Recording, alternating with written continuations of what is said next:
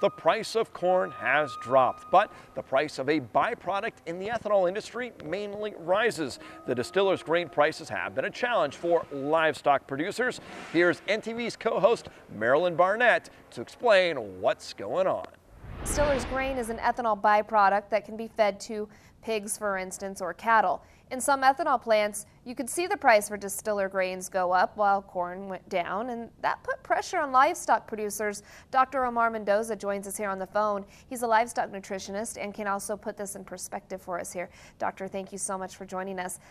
Prices for distiller grains, are they still pretty high here? Or are you seeing them level off a little bit now?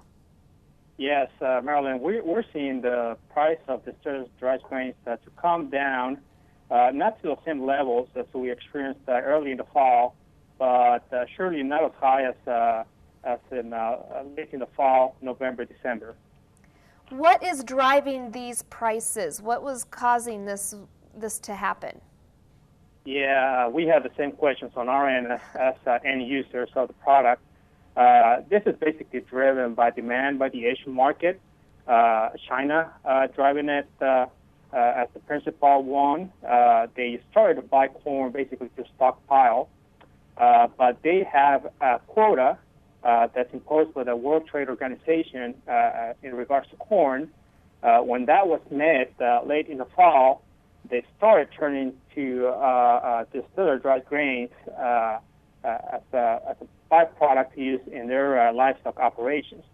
That in turn increased the demand, and price went up here in the U.S. Now, explain to you're a nutritionist, and you know then livestock producers. You're specific with pigs there, for instance. They tend to follow a certain ratio when it comes to their feed and how much they use with distiller grains and whatever else they put in their feed. So, what were ways to adjust while this price was so high? What was it that producers could do to still get the animals the nutrition that they needed?